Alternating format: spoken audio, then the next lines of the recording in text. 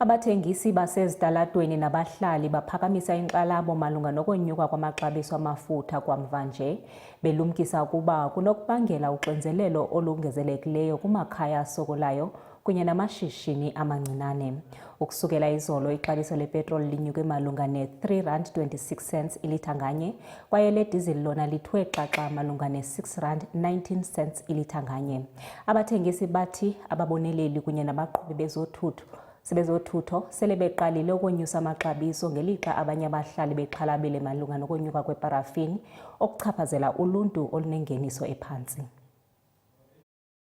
Njengoba udaba lokwenyuka kwentengo kaphethiloli lusematheni kulezi insuku, sikhulumisane nabathengisi basemgwaqeni abakhale imathunzi ngendlela amabhizinisi abo aseqale ngakhona ukuphazamiseka ngenxa yalenkinga. Abanye balabo somabhizinisi babeke kanje.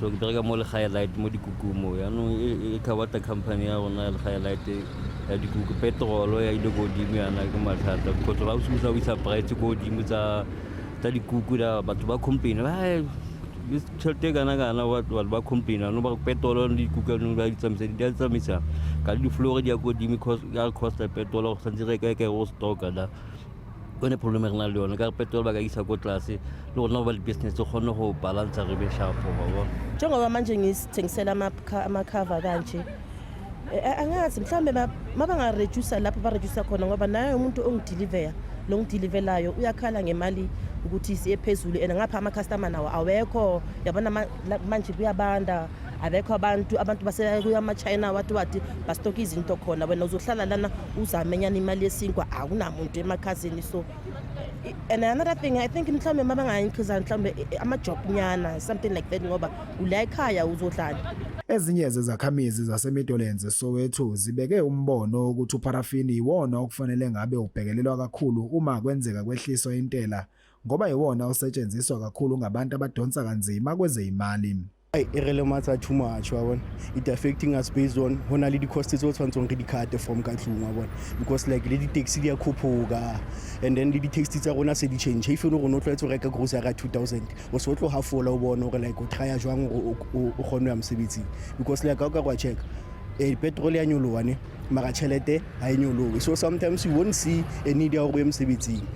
Iparafini yiyo kumele iyehle okuzidlula zonke noma baqala bayikhuphule mabayikhuphula abayikhuphula mhlambe nge5 hop or nge1 rand ke because of iparafini ifita abantu abaningi.